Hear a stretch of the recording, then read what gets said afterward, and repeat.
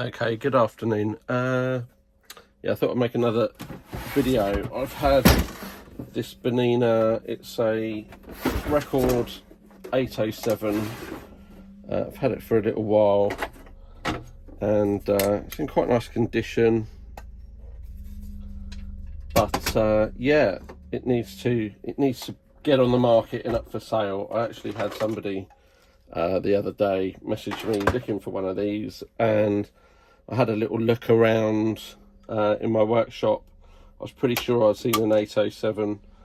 I checked the motor and various other bits and pieces, but that's about as far as I've gone with it. I don't think I've checked the foot control out, so I know it works, but I'm not sure if I've got round to changing the it's not an electronic, so I just need to check, see what capacitors are in that, see if it's original.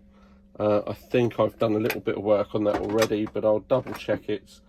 But yeah, Bernina 807, it's got all its trays, various feet there, nicely damaged bobbin, so we'll get some nice new bobbins in there. But standard sort of accessories, nice vintage oiler. That oil looks it's probably older than me. What we got there? Collar point turner. So somebody that owned this once upon a time was actually quite probably quite good at sewing if they've got bits and pieces like that. The box I did do a little bit of work on because it got damaged. It's got a big crack in the box. I've done my best at plastic welding, and it's holding together, so we'll give that a bit of a clean out. Unfortunately, we don't have the embroidery hoop for this machine, but lots of other accessories, the red case, and of course the sewing machine. So we'll pop the case down to one side and we'll get on with the service of the machine. This is going to be a YouTube video, I think, so I might just run the whole thing from start to finish. May need a new bobbin winder hub on that. We'll see what it sounds like when we go to wind it. But yeah, otherwise generally okay machine. Everything seems to be working how it should, so we'll get on.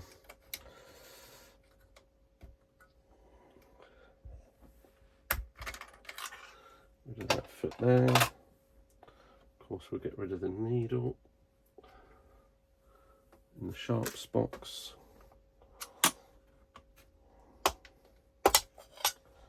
Yeah, so look at all that. I don't know how well you can. Probably need to adjust this camera slightly. Let's bring this down so you can see a little bit more close up, so that's probably better for this video. Let's just have a look at this here. Yeah, so as you can see, it's not very smooth, the action on here. Yeah, as you can see, sorry about that, look at the state of that. So that's the general sort of stuff we have when we find these machines. We normally had years and years of use with very little maintenance.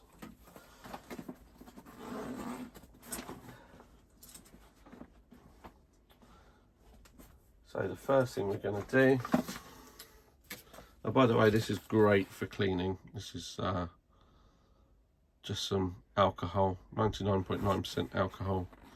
Buy it from a company called Pure Chem. It's relatively cheap and lasts a long time, but it's great for cleaning machine parts. Get our trusty oiler out.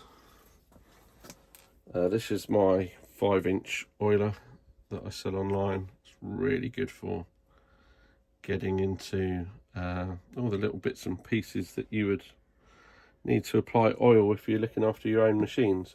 I also sell oil in these smaller ones. These hold 30mm. They still have a precision tip, but they don't reach down into the machine like like the 5-inch spout does. So it's worth the investment. They come with 50cc of oil. Yeah, it lasts you a long time if you're not doing this professionally. If you are, yeah, crack on and buy them as well. It's probably the best oil out there. So just grabbing a few tools before we start.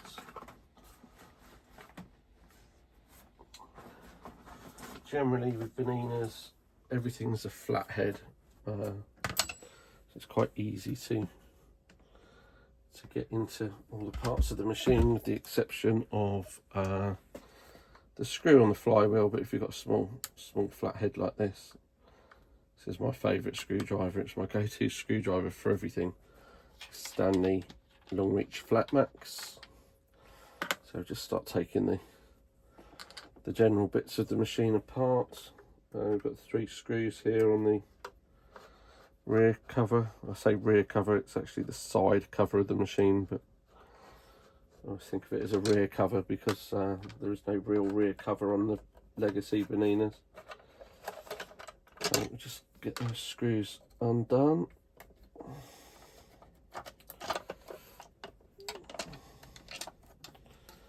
So that's our rear cover. Side cover removed. No need to remove the spool pin cover and spool pin unit. There's nothing there. So yeah, we've got a, looks like even possibly a replaced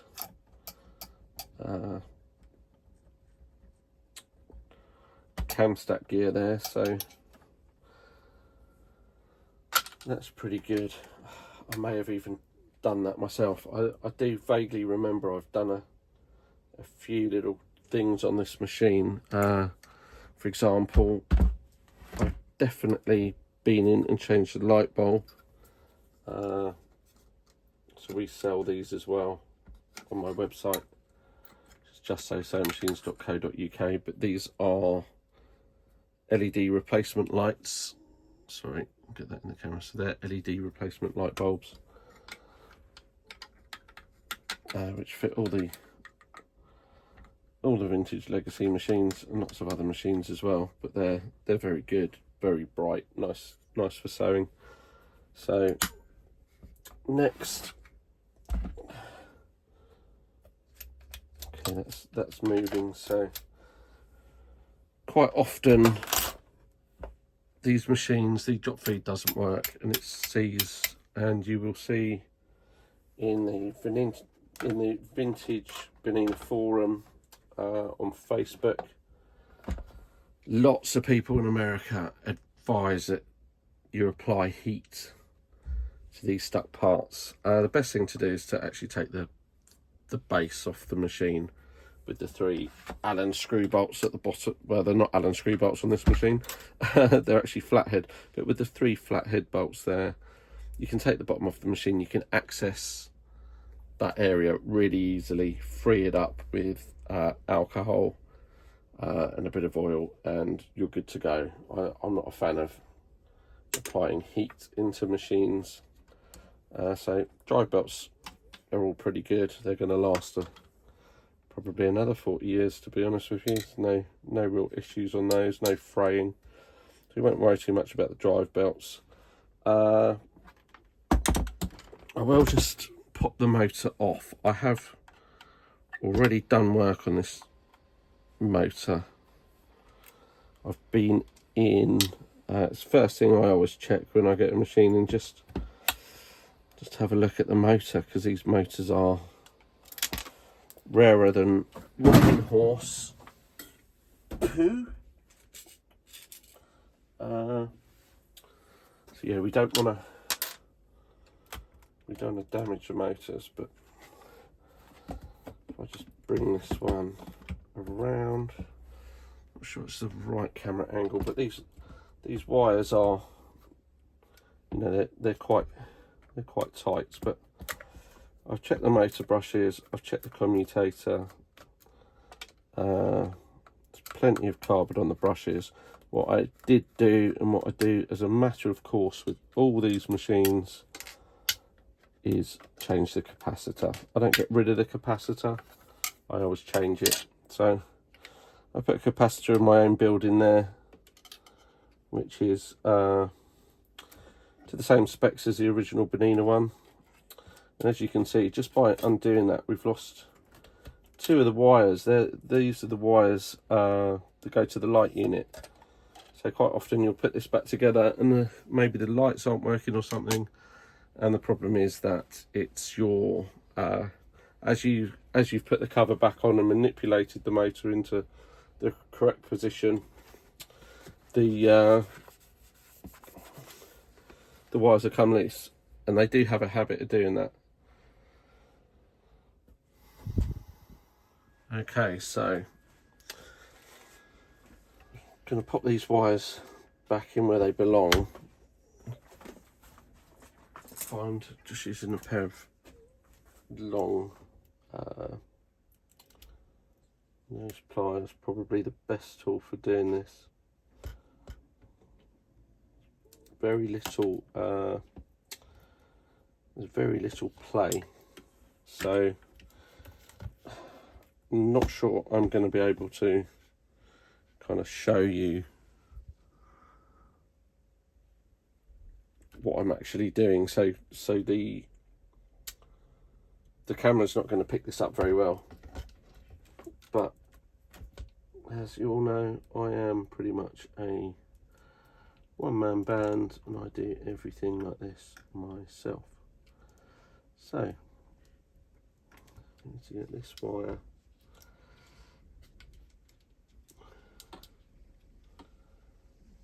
onto that live.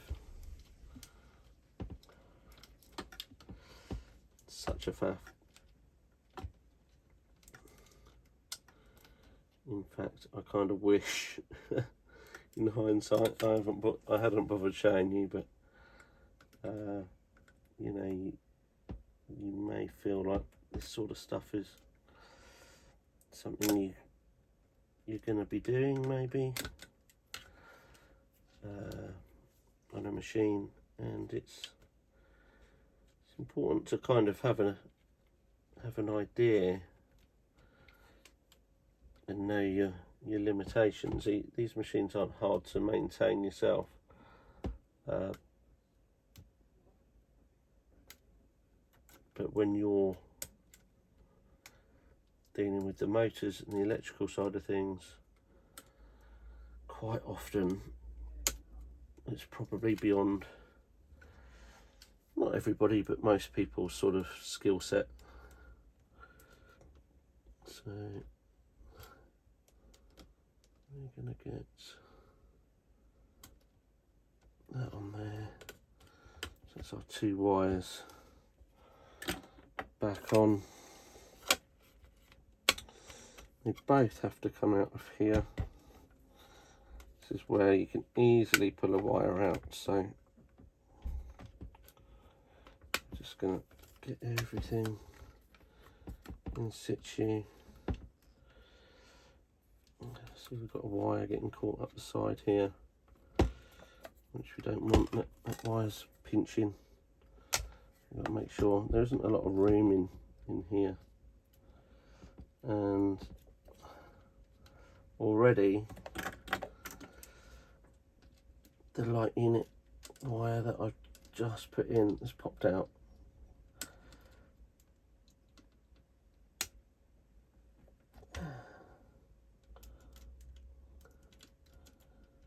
You have to remember also that these machines, I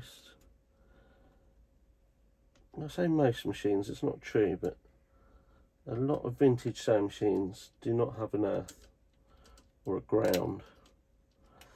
So they're double insulated products, which means that they have multiple levels of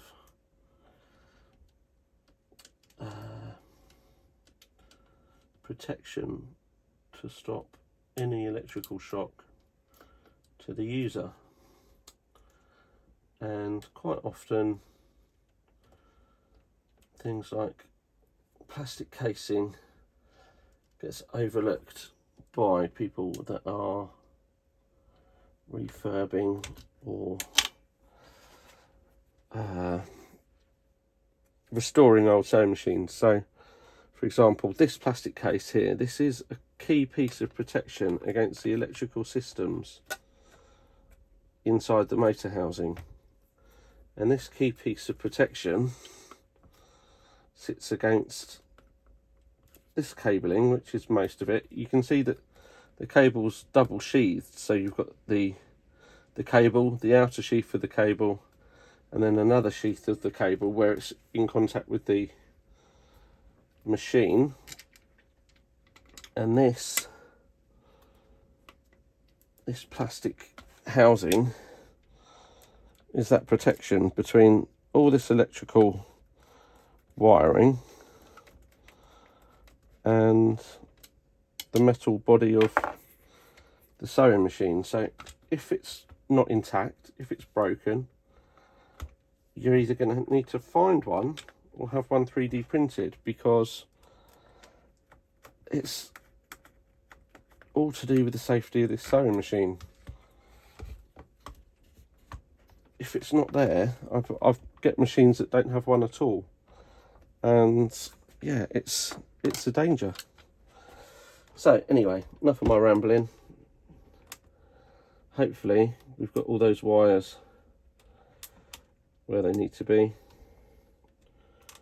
I'm going to line up these base screws.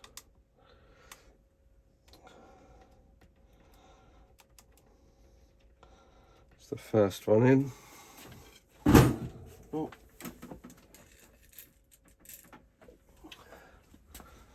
Just get the second one in.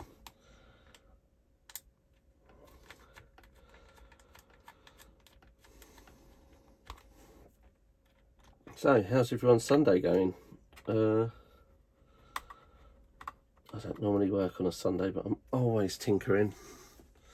It's just the nature of this type of business. So, what I want to do now, I don't really want to, I'm not going to run the machine, but I'm going to test the motor and just check that the wiring is okay, that everything's gone back in where I need it to go back in. So, there's foot control in, right, machine on, right, light's fine, motor's fine. So we know all those cables are where we wanted them to be. So electronics are all good. We've got a decent capacitor in there. That's an up-to-date capacitor. I think I've mentioned on my channel various times before, I buy capacitors and I make them. So a lot of the capacitors I sell, let's just zoom out a bit, a lot of the capacitors I sell I get from 3dsewingparts.com, a guy that if you're on the forums you'd be familiar with, called Theo. And yeah, he makes all those. I can make the capacitors as well myself, but I don't have a 3D printer, and I don't have one to hand for this machine, but this is one for a Bernina, vintage Bernina 532 or a 730. He 3D prints the casings that hold the capacitors to the exact dimensions of the original, so they install perfectly every time. I've looked at various ways of doing this without a 3D printer. The best option I've come up with is making the capacitors up and then putting a double layer of heat shrink on the outside of the capacitors, and they fit in the machines fine, but they're not very refined, and I'm not happy to sell those to other customers. So like the capacitor in here is the double insulated one that I made. Works absolutely perfectly. It's perfectly safe. Will stop that arcing on the brushes of the motor and premature wear of the motor. And the machine was designed to have that capacitor in it also. So from a safety point of view, it's a class 2 appliance. Legally, it's a bit of a grey area, but you should not remove any electrical part of this machine and replace it, and not replace it, or not replace it with something to the same spec and value or better. So from a conscious point of view, this machine needs its capacitor. They will run without. Your car will run without a seatbelt. Is it safe? Well, that's for you to decide. So anyway, right, next job, shuttle out. We've got so much crud in this area here, so I want a few Q-tips here. It's quite grubby. Little pot to put my alcohol in, cleaning this machine. I've always got a few screws kicking about in this pot as well. They come in handy. As often you take machines apart, and yeah, previous companies been in there or something, and yeah, they've missed out screws, or they've not done certain things. So I'm going to bring the camera down to a better level, and yeah, that'll do. Let's get on with hacking out all this crap. And this is filthy. Thought that was thread, but it's actually just compacted lint. So it's pretty disgusting. So we're going to pick out the bigger bits with our tweezers, what we can. And this is all sort of home maintenance stuff you can do yourself on your machine. Clean off that race cover a bit. Good old microfiber cloth. Okay, so next thing I'm going to do, get rid of this, is I'm going to take the hook out. The way I do this is, so you don't have to worry too much about timing. I always put it so that this here is sitting in the middle of the feed dogs. Then I know when I put it back in, that's where I need it.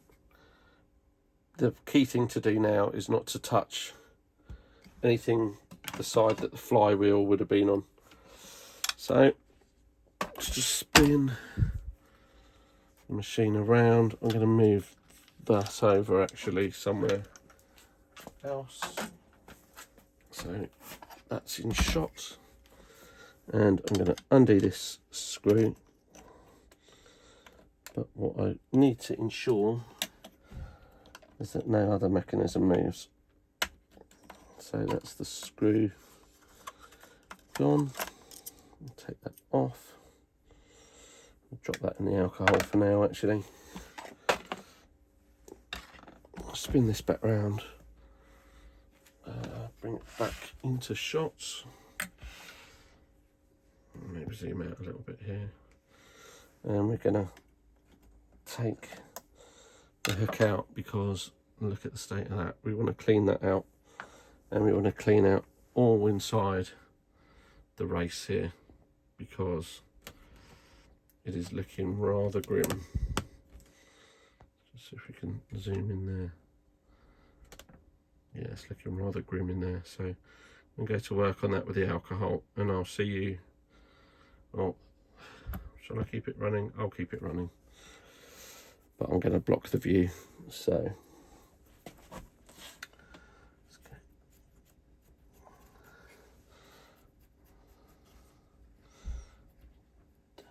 down here.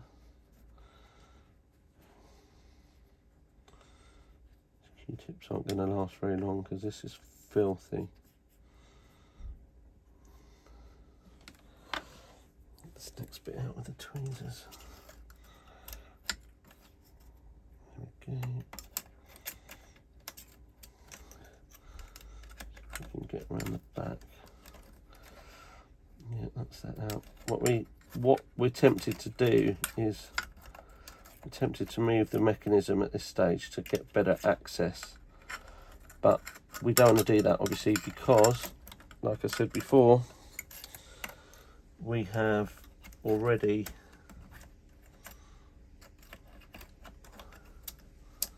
removed the race, so not the race, sorry, but the race driver, or whatever the hell the technical term for that is.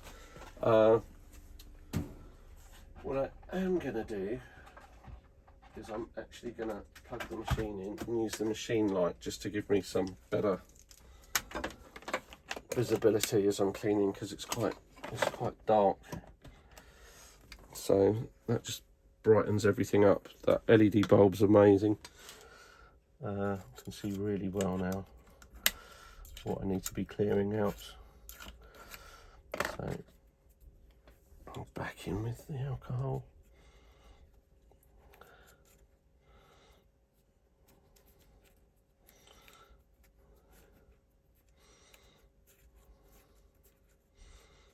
Get all these horrible bits out.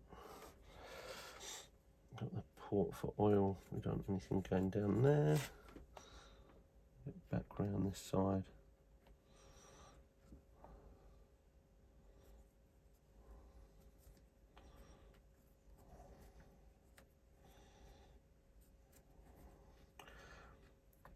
A lot of this fluff is literally breaking up. It is so old.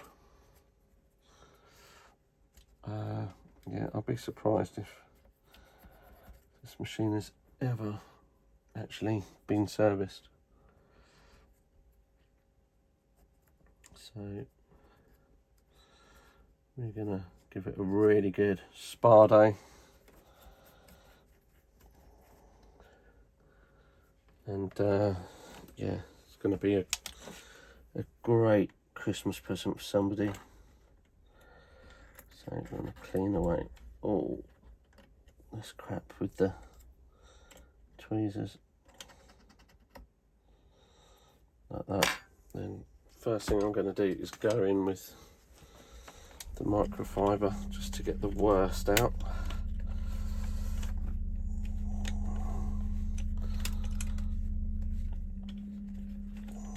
There's a lot of vehicle movement going on today.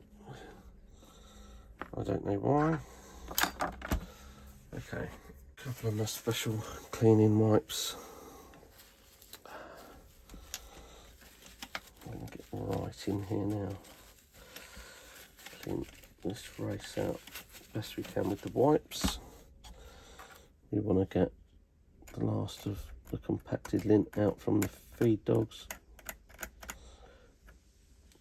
Look how I'm really having to put effort in to get this out. But these Bernina tweezers really are good for this. Really sharp beaked point.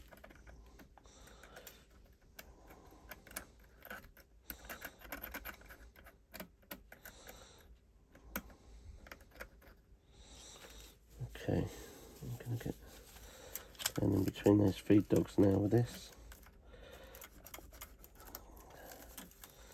The other one. There we go.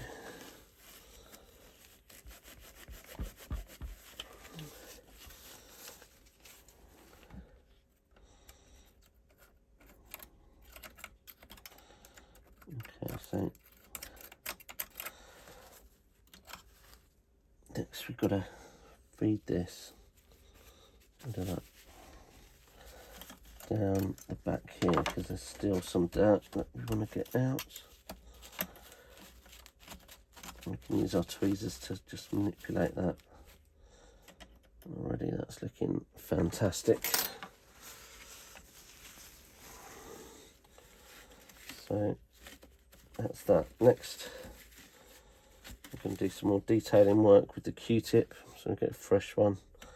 I'm going to get all this up behind this drive, on top of the drive, because in a minute when we we put the hook drive back in once we've cleaned that.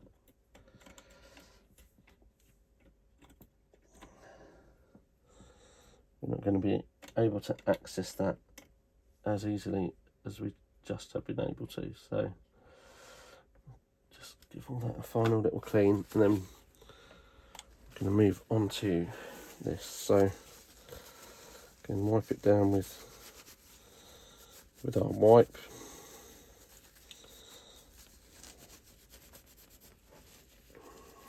Clean around the back.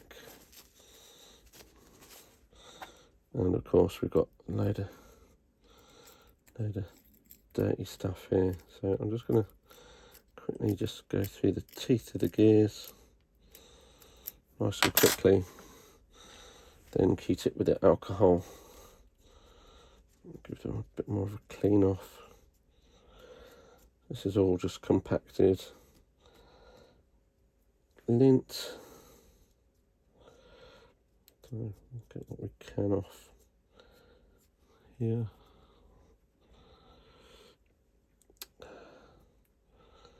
So I'll be interested to know if anybody finds these videos useful. I don't really post much on YouTube. Generally my posts are on Facebook and Instagram, and you basically get the same content on both.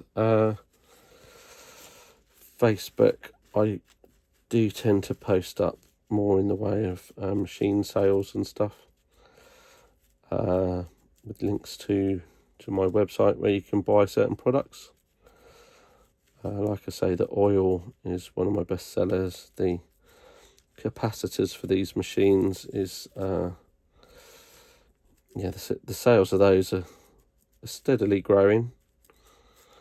I think the problem in the past has just been lack of availability, or people with lack of knowledge of how to get those capacitors made.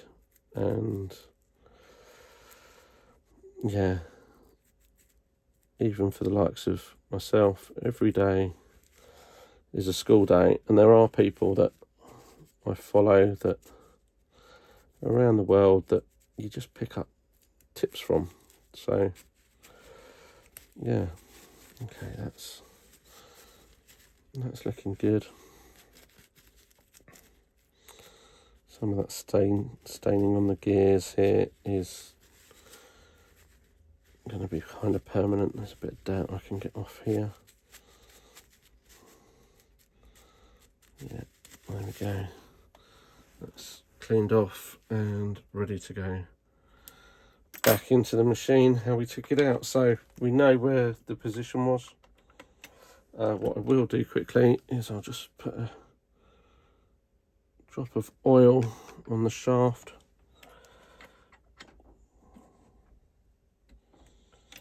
We know that's not correct. We know that's not correct. So it's got to come that way slightly and line up on that gear. There we go. So now that's back in situ. You can pop the screw back on the back.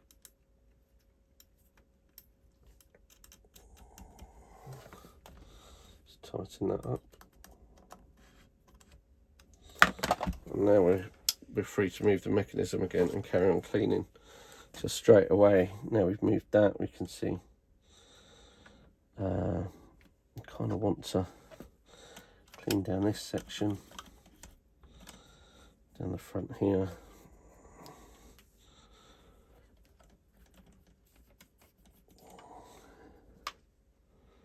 I'm going to get down in these corners. There's still quite a bit of dirt there, so get what we can away with that Q-tip. Pick those bits out that we can pick out. Some ingrained here, some there. Get my magic sponge, little corner on there. Let's get in the race. Make sure everything here is as clean as we can make it. So already we're looking 100 times better.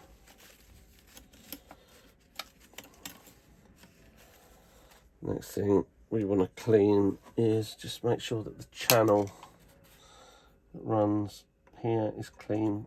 So we just use the beak of our tweezers and see what's coming out. We can move this, do the other side.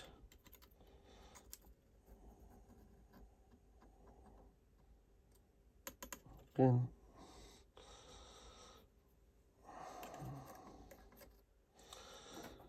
There we go. Let's take another clean Q-tip and just final sort of clean off around here.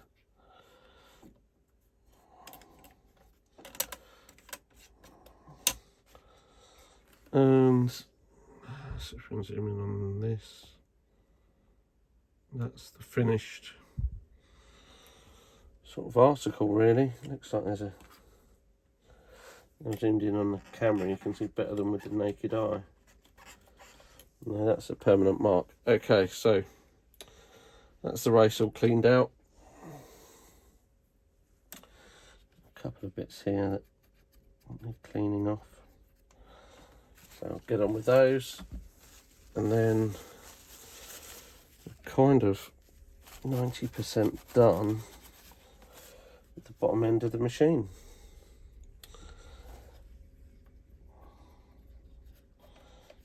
Q-tip along there. Just check for any other really dirty parts.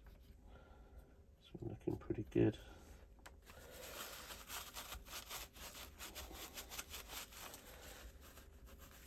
Okay, so next job is the head of the machine. Now, how can we get that in shot? So let's move it around slightly, pull it up. So this is looking pretty grim in here. So we're going to give that a similar clean. Get in with the tweezers, get in with the cloth, get in with the Q-tips. So a bit more alcohol. Start high and work low, I always find is a good way to do this.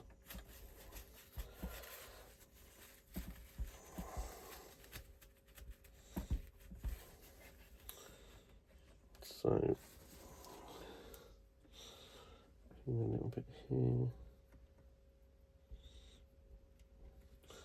So at the moment we're just cleaning off the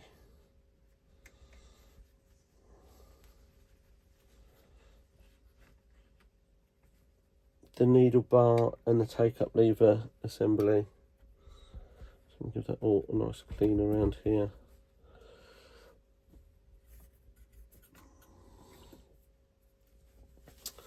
We could take the door off and that would give us a bit more access, but to be honest with you, I quite like the light that it's providing, so I'm going to keep it there. I'm just going to get in here, we're going to clean up as much as we can.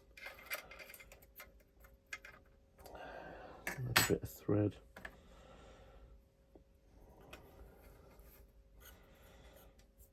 Most of this stuff is not too bad up here, to be honest with you.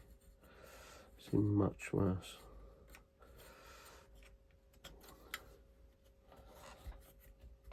So that's the first phase.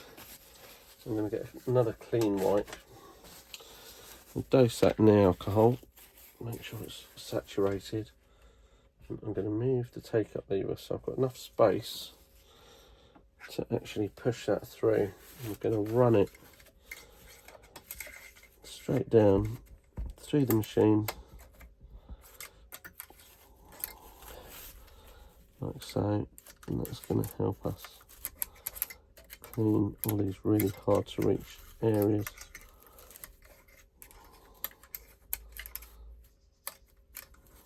And as we go down, I am using the screwdriver just to push it into areas I want it to get to.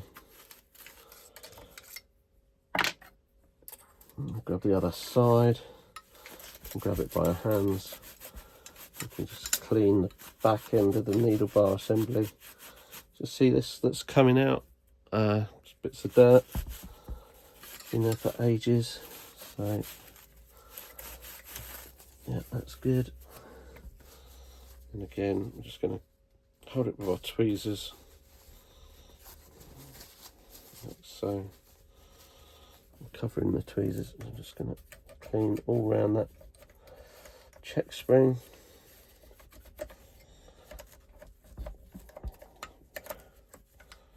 All around the presser foot bar. And now the difference. A bit of dirt just to clean on the nut there, which is a job for a Q-tip. I've got one that's just about hanging on. Right. So there we go. That's the head end. Nice and clean. We're going to reapply some oil to that. Much else really we need to be cleaning here. The base of the machine's got a little bit of dirt. So I'm just going to again get our wipe down in here. Just kind of cosmetic cleaning really. That's all nice. And just down the back edge here, again there's just cleaning the machine shell, so we're not actually, you know, the cast iron body of the machine, we're not actually cleaning parts as such here at the moment. So that's just the cast iron of the machine done. That's all nice and clean. We'll do the outside of the machine last, because you just end up doing it twice because your hands get so dirty. So that's all good. Cam's looking good. Gear, there's a couple of bits of dirt there I can probably get to. Just going to dip the tweezers. It's all looking pretty good. That's all looking good. Moving nicely.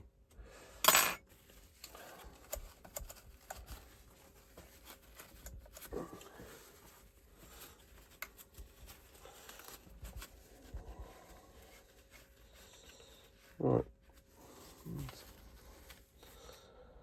A little bit there still. A little bit of gooey stuff I can just see on that shaft. That's not quite as clean as I would want it, so I'm just going to get in there. Last little bit. Lift these feed dogs up. There we go. That's perfect. And a little bit just there.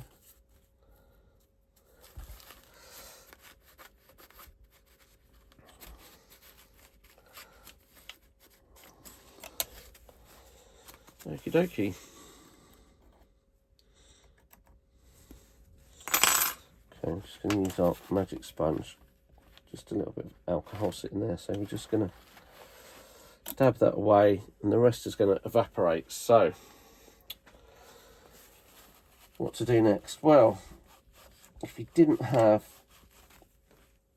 our super long oiler, I would be telling you that you probably need to take the foot of the machine off to oil these parts, but with this I can get to everything, so I can oil that shaft there, I can oil the connection there and the vertical part. So we're just going to pop some drops of oil on all the places we need it.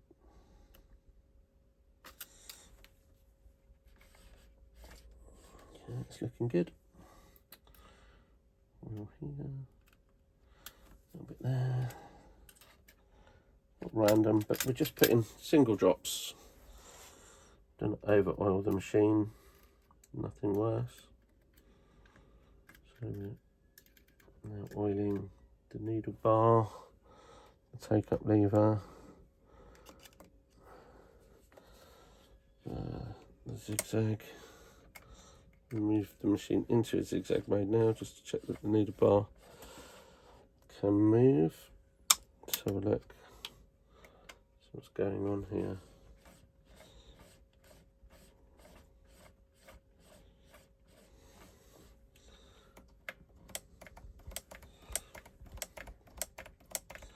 We've got movement there. We'll oil the mechanism. The pin for the needle position. Put a drop of oil down in between the electrical drive gear. Oil here. So all the oiling points there, all these manuals for oiling, etc., are all available on our Facebook page. Vintage Bernina Sewing Machines UK, and Vintage Bernina Sewing Machines, the international group, I suppose, which isn't my group. So get rid of those Q-tips. Still use that possibly. So now we can switch the machine back off, and what we're going to do, we've oiled the machine, everything's running nicely. We are going to put the rear cover on and the flywheel. So let's just zoom out slightly. I know this is quite a... Is it a long video? I guess it is a long video, but yeah,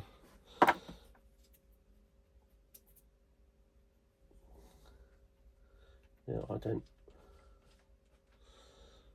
don't see it as a a long video. There's one other spot I want to oil, which is back here, and that's it. So I put a drop of oil also on the shaft here, and I'm just going to bring the flywheel back on. It's a little bit tight because we're doing it without removing the loosening this off. You can generally just get it on. There's enough in the belt just to be able to pull that up. Just give the nut, the washer here, a little clean. So it's the nut of the clutch. The washer's counterintuitive, so the little, what do you call them? I call them nipples. they sit outwards, they don't sit inwards, so got a 1 in 3 chance of having that in the right position. Let's screw this on. I think we got lucky. The way you tell, obviously, we're going to put this screw back in. Can we tighten up? Yes, we can declutch. Plenty of room to declutch there. Now we haven't put the motor belt on, which is going to be slightly trickier to do because the motor's now in situ, but you can just sit it like that and just give it a turn. That'll pop on. It's never under a massive amount of tension, but you can increase the tension on it. People have that over tightened, which yeah, isn't necessary. So let's give the back cover a nice clean off.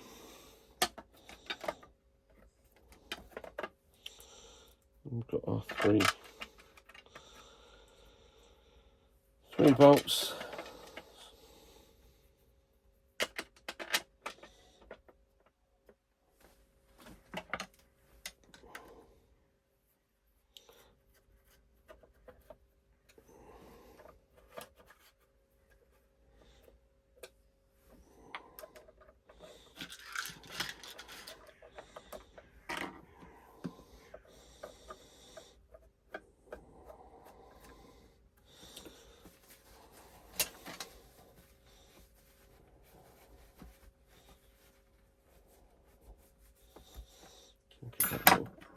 clean here.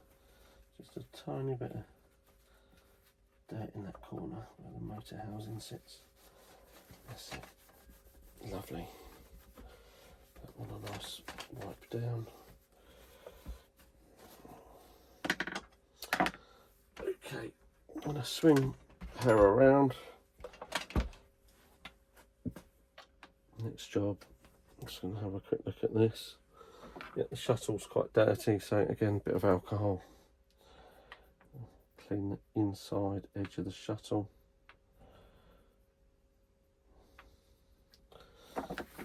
Just clean that off with our cloth. It's not cloth, it's like some sort of plastic. It's like basically like a builder's wipe that you would buy that I dry out. Baby wipes are okay, but they fray. But you don't want you want to dry them out so that they don't have whatever. It's not a chemical, but whatever's on them, the soap or whatever, and then soak them in alcohol and leave them in a tub. They're really good for cleaning, actually. So that's our shuttle back in the machine. Now I'm going to stick a needle in. Always a new needle, always a Schmetz. Very rarely do I use anything other than Schmetz needles. They are undoubtedly the best. So I'm going to pop the needle in because I don't want to run the machine without a needle, because the whole needle assembly just wobbles, and sometimes you lose a screw. So yeah, so that's that all set up. I don't remember turning the light off, but I clearly did. Move the stitch length knob a bit. Another thing, actually, I haven't oiled, and it is a bit on the stiff side. So again, with the long oiler, I can get all the way down to that mechanism and apply a couple of drops exactly where I need them to be without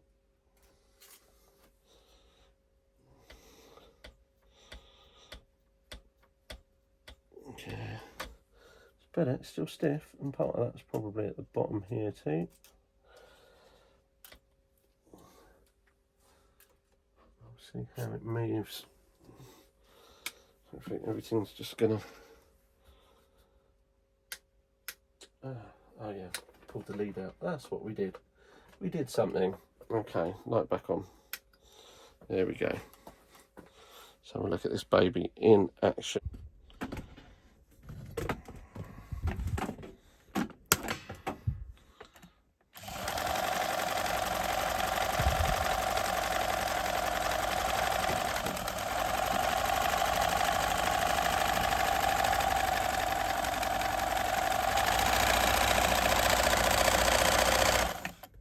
Okay, so tension units on the back of the top cover, and of course the other thing I said that we needed to look at was a bobbin winder, but we won't really know how well that's working until it's under load. It feels stiff at the moment, so it's certainly not moving freely. So there's 2 screws hold the tension unit in place. So that's the first screw off. Stick it in there. Second screw. Okay, and what we're looking for is fluff and lint that builds up here. You can just see that this whole unit is just kind of dirty. So it's not filthy, but it just needs a little bit of a clean off. Make sure we've got no fluff or lint caught up where the thread path would be.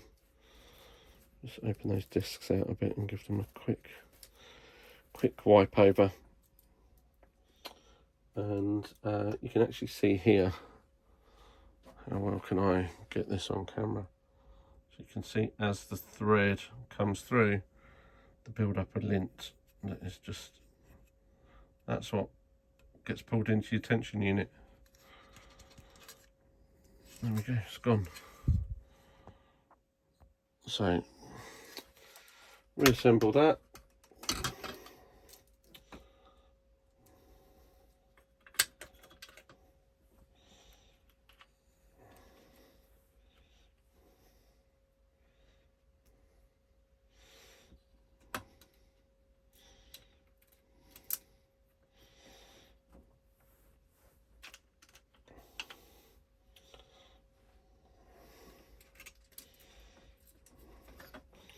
Very important also when servicing machines. Tension unit does have some moving parts. We don't want any lubricant or oil or grease on our tension unit. We can clean the discs with alcohol, but we don't want anything greasy there. Okay, now this bobbin winder, like I said, it's the original hub and tyre. So it's not cracked, it's not damaged, but it is certainly stiff. Now, what I aim to do is just get a drop of oil to run into that shaft, like this, and then just a couple of turns. If we can get it to start to run in, it's already looser. We can go from the top end as well. Let me just give that a quick clean. There we go. And we can go from the top end. There's no thread or anything caught in this. And if this doesn't free off, we can take it off, clean up the shaft, but it's not looking that bad. So a little listen. If it's squeaking, yeah, okay, so that squeak means that the bobbin winder tyre has worn, and it's worn down beyond a savable position. So what I need to do is I need to pop out, grab a replacement tyre. When I say pop out, pop to my spares in the vehicle, grab a replacement tyre and change that bobbin winder hub. Okay, we're back. Just nipped out to grab what I thought was where I had my bobbin winder tyres, and yeah, I don't think I've got one, but what I do have, I say I haven't got one, I have got one. What I do have is Theo, who I buy the capacitors off for 3D sewing parts. Obviously, clues in the name, he 3D prints loads of sewing parts. So he sent me a product sample of a 3D printed bobbin winder and hub for a Bernina. So I'm going to move the machine on another shelf. I'm going to get my box of tricks, because I'm sure, I hope I'm right, in this box I have the product prototype of the bobbin winder hub that Theo sent me somewhere. I say, it should be somewhere. So many spares and bits and pieces, but this is my one of my general sort of boxes that should house what I require. Overlock needles. Here we go. Here's a little box of parts that Theo sent me. Now the bobbin winder, that's for a Nova. He sent me two. Very kind of him. There we go. Prototype parts. I say prototype, I think he's actually selling them, but yeah, that's going to get us out of a hole and ensure that we can get this machine up for sale. As I know, I had a customer that was keen to have a Bernina 870 actually, so we're going to zoom in a bit, hopefully be able to keep most of this in shot. So what we want to do I'm going to undo this screw.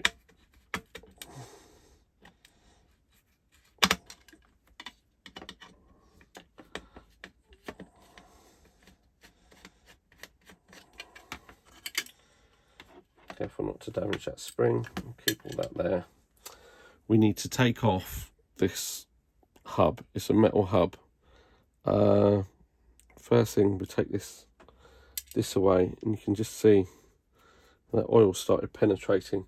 Okay, so we've got a little C-clip, or horseshoe clip as I call them. We'll remove, can we see? I don't know. We'll remove the C-clip. There's a washer above the C-clip. Like a, I'm not quite sure what they're made out of actually. Everything doesn't slide off that easily because of the ball bearing, and you want to watch that you don't damage that ball bearing because that holds tight to your bobbin.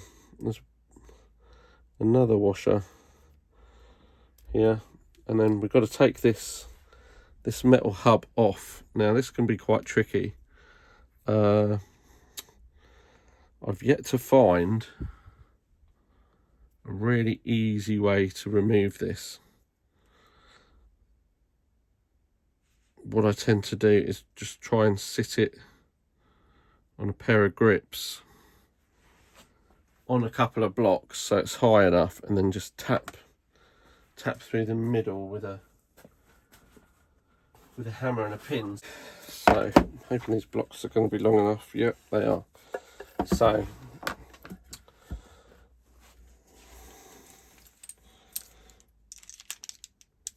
what I want to do is I want to sit that like so. Okay, could do it on the blocks, but I'll put it inside the set of grips. They're not gripping it, they're just giving me a nice flat surface to knock against.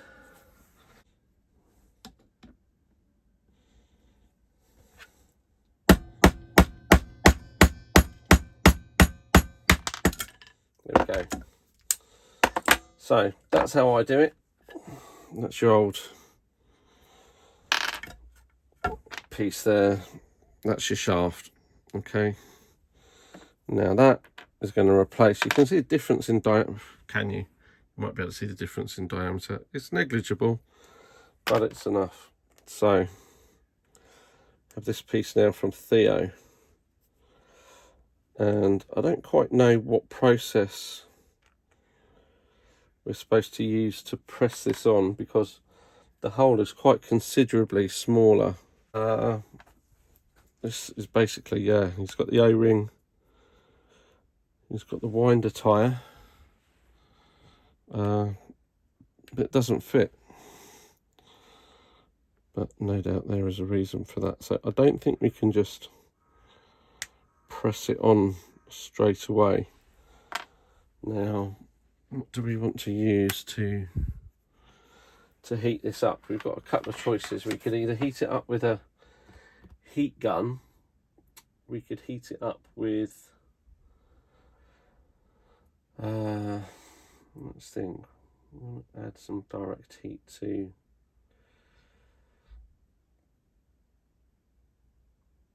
the metal really, and then push it in. We don't want to heat the plastic, but we also need to make sure that it's sat dead center when we do this. So how are we going to make that really hot? We could put it in a flame. That's another option. So we could try heating it up with, yeah, heat it up with a flame. See, sometimes you just got to think. So yeah, take a second out and just have a little think, run through the options. Now grab a candle because my lighter is on its last legs. So we are going to heat the shaft up the best we can. We want it really nice and hot.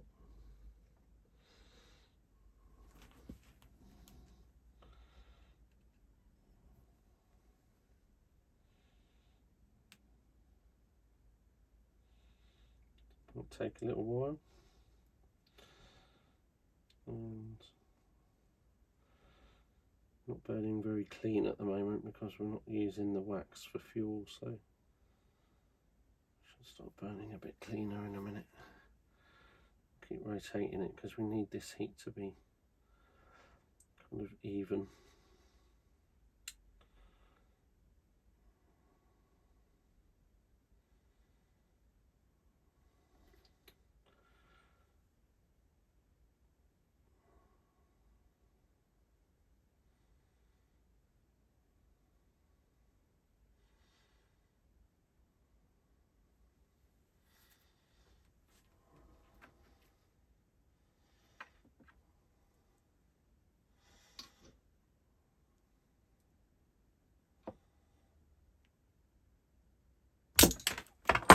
Not quite hot. Not quite hot enough. It started going in. And the other thing is, I don't want to grip. It's quite a delicate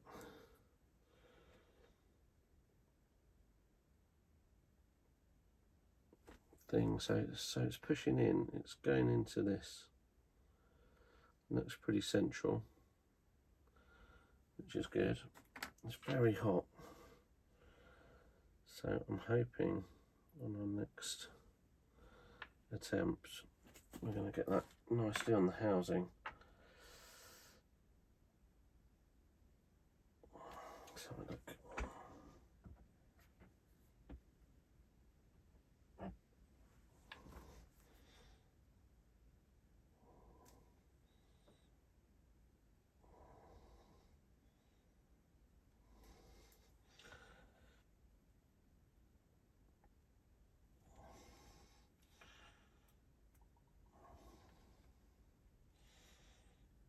There we go. I think that's in. I don't want to play with that much more. It's not straight though. Got to straighten that up.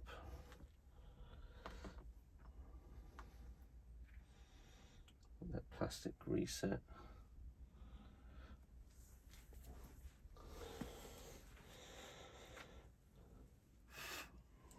Okay, so from the other side and just put that in place.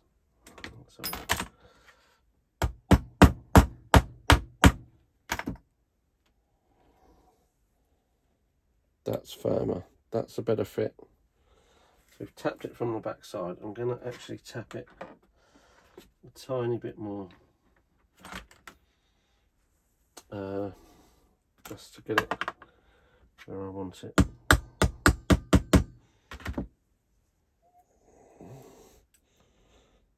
Okay, that's nice and solid now. Bit of trial and error, so a bit of heat. Tapping it on seems to have done the job, and we have a 3D printed bobbin winder rubber. So yeah, interesting. Nice to work it out though. So we have this washer. I just wonder how this is going to line up now with where the C-clip needs to be, etc. So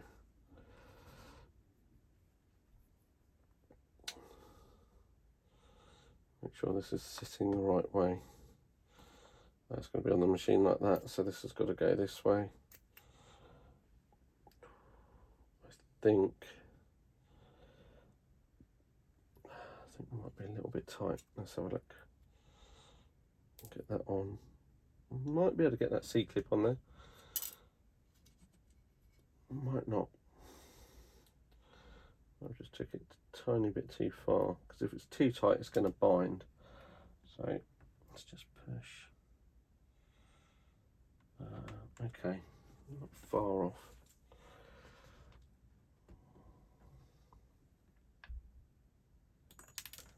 Oops.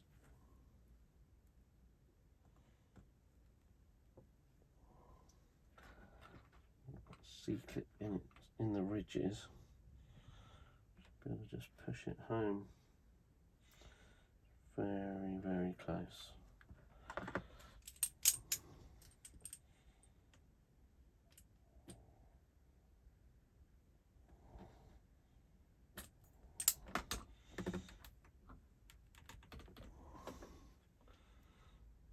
That should be fitting. get some bit more precise little pliers set. I don't want anything really with a long nose.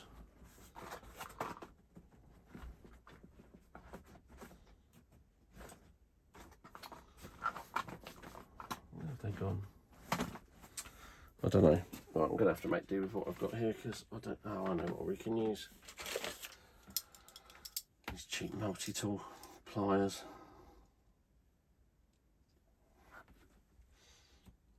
Clip up. Oh yeah, that's better. Right, okay, that's going to work. So C-clip pliers. There we go. There's our bobbin winder. Lovely. Cheers, Theo. I'm quite sure how that was going to work out, but it looks pretty damn good.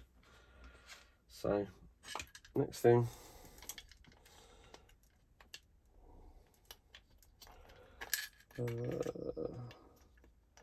and of course, what have I done? I've put it on upside down. There we go. Spent so long fiddling about it, I forgot how it goes together. Still, never mind. Just take us a second to swap all that around. So that is the wrong way round. Turn that 180 degrees, drop that down. Of course, we don't need to make the adjustments because everything's going back in the same. So C-clip back on.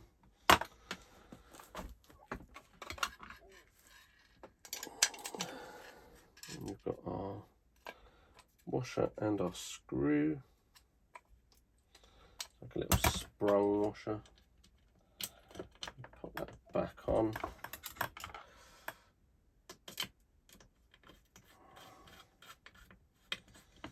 Tighten it up.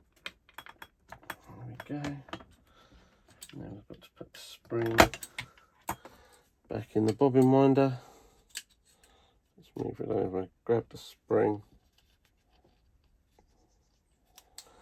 Let's go through the little hole. Again, I'm not showing you very well on camera here. I do apologise, but not everything is very easy to do and show. So there's our working bobbin winder. We just have our little cap piece, and again, let's just stop the camera. Right, so we've reassembled our bobbin winder. We'll just pop the last piece on. Need to make sure that this spring is in the correct position, so that's going to sit in here.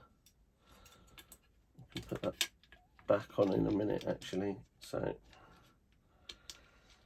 we will line this up like so.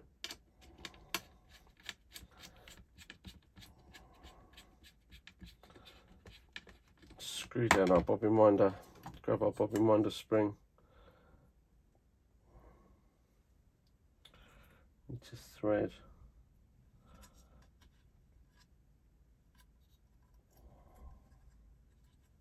it's a little bit tricky because it's got a little sort of angle on the end of the spring, so we thread that around, and then this other end, put that in the position it needs to be. This other end has to go, see, it pops out so easy. Maybe easier just popping it down in the hole there and then trying to put this piece around. I don't know, it's one of those things that, it's one of those fiddly things. So let's get this lined up. There we go. So springs in, bobbin winder's working. Lovely. Right, go grab the machine. We'll test that everything we need is working how it should be.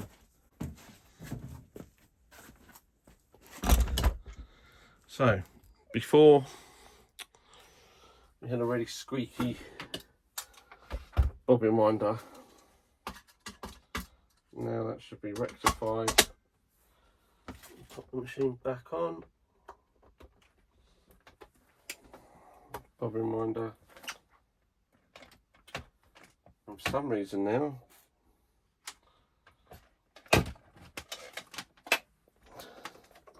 that would be why we have no power.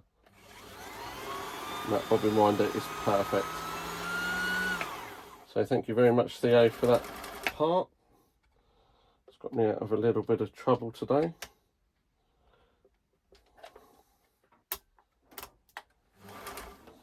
So all that's left to do now is going to run a quick, electrical safety test, which we always do when we're selling a vintage machine. We just want to make sure that everything is exactly how it should be and safe.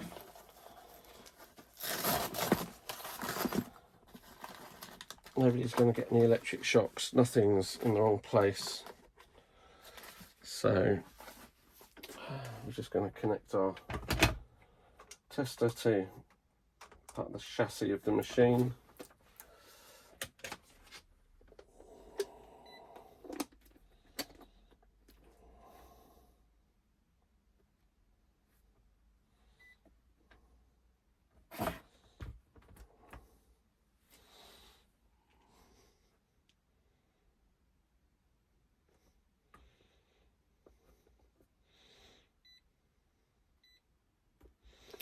Okay, so we're set up. We know it's a double insulated product. It has no earth, so we're going to hit double insulate. It's going to say no load because you can't test these unless you put load through the foot control. So put load through the foot control.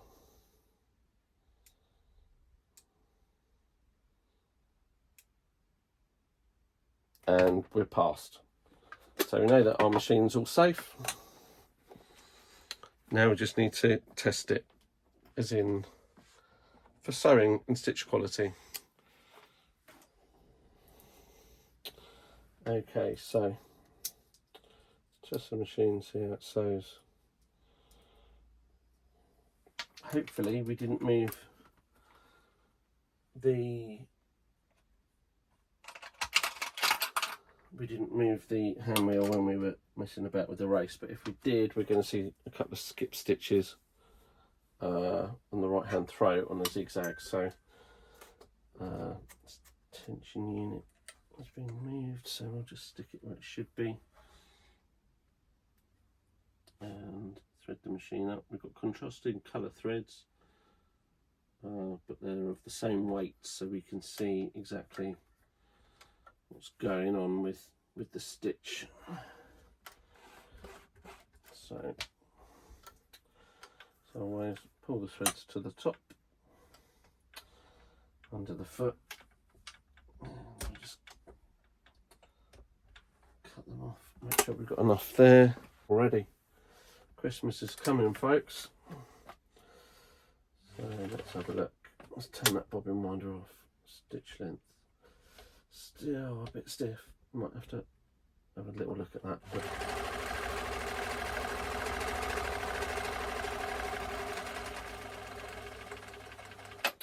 I feel like the foot pressure is a little bit loose, but we will see. Let's bring this down to zigzag.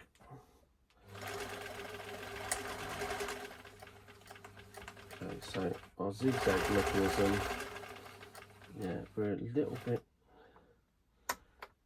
tight. That needle throw is a little bit tight, isn't it? I noticed that a little bit when I was servicing the machine, that was a little bit sticky, that mechanism. Wants to go, but it's just not there. So yeah, a little bit of work to do. Bobbin case tension is a little bit loose, so we will just tighten up the bobbin case tension.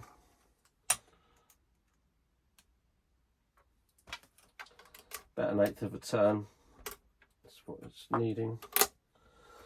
And we are just going to pop the top back off the machine, and I'm just going to have a little look at that mechanism just to see where we might be sticking, which is possibly there.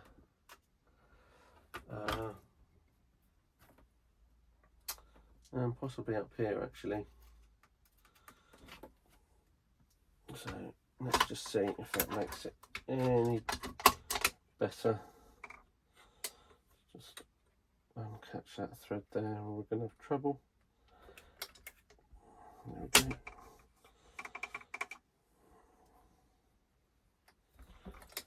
I'll just run it through another zigzag. So it's wanting this pull to the right. So left needle position's good.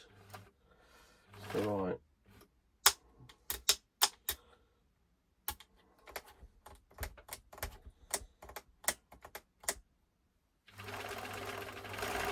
So yeah, definitely need to do a bit of work on that. Let's just, yeah, so that's the next job. I'm going to leave the machine to soak, I say soak, but let the lubricant get into the machine for a couple of hours, and then we'll see how we go. Okay, so this is a day later now. I've had the machine sat. I was hoping the problem was going to be the oil and the lubrication on the zigzag mechanism. Turned out not to be the case. It was actually the zigzag return spring was overstretched, so I've had to grab a spring from a donor machine. I've fitted that in the machine, and all the stitches are now running lovely. So I'm just finishing off stitching out the sewing machine on this very fluorescent orange, but yeah, we've got beautiful stitches. So yeah, this machine is pretty much done. Like I say, I'm just running through every stitch you can see here.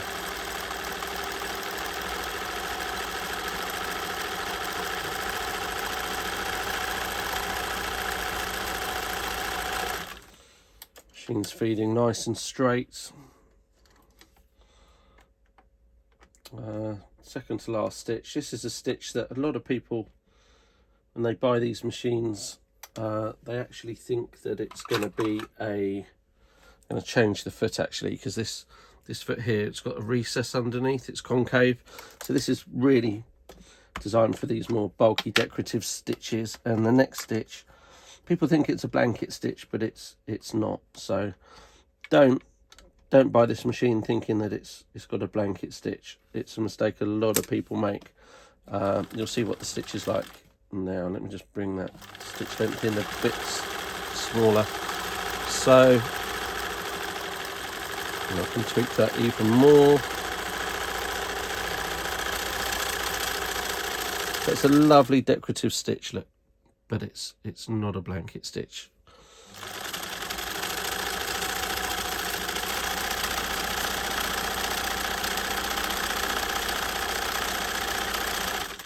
That's enough for that one, actually, because it's just using up loads of thread that I don't need to waste. So last stitch of the machine.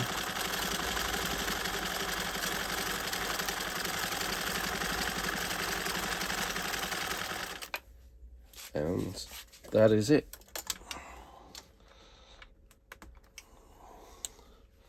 There we go. Beautiful machine. So this will be going up for sale very shortly.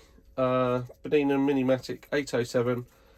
Look out for it on my website, justsewsewingmachines.co.uk. You'll be able to buy it there. It will be posted on the Facebook socials as usual. There may even be an Instagram reel. It is UK only, I'm afraid, so all you followers abroad, sorry, but I'm not shipping it there. It's going to come with the 0 foot 33, the zigzag foot. We've got foot 470, which is like an overcasting foot. We also have foot 007, the James Bond foot, or the zipper foot, as it's commonly called. Have a hemming foot, foot 16. I'm hoping you can see these. I'm not really looking at what I'm showing you. We've got the free motion embroidery foot. Let's just zoom out a little bit. Be changing that oil. Look at that, it's got something floating in it. So some nice new oil in the machine for whoever buys it. Oh, another foot here. So we've got foot 168, which is a rolled hem foot. We have the needle screw tightening pin. Smith's Universals, they'll get thrown in. I don't know how old they are, but there'll be another pack of 10 new needles, but might as well not put them in the bin. What else we got here? That's an old broken spool pin. The machine came with broken spool pins. I've changed them off a donor machine before. Quilt guide, seam guide. We have the Bernina. It's like a straw, but that's for larger cones of thread. That sits on top of the spool pin, and it just gives you a bigger, thicker spool pin. Believe it or not, they were quite expensive when Bernina launched those bits of plastic. What else have we got here? It will be coming with a collar point turner. Get rid of some of these older things. There's an old vintage lint brush there. So we have the red case for the foot control. We have, what else do we have for this machine? We have the standard red case that the machine comes in, the big red box. And also somewhere there is the accessories box. It's a little bit damaged, the accessories box, but not a lot we can do about that. So yeah, thanks for watching. See you next time.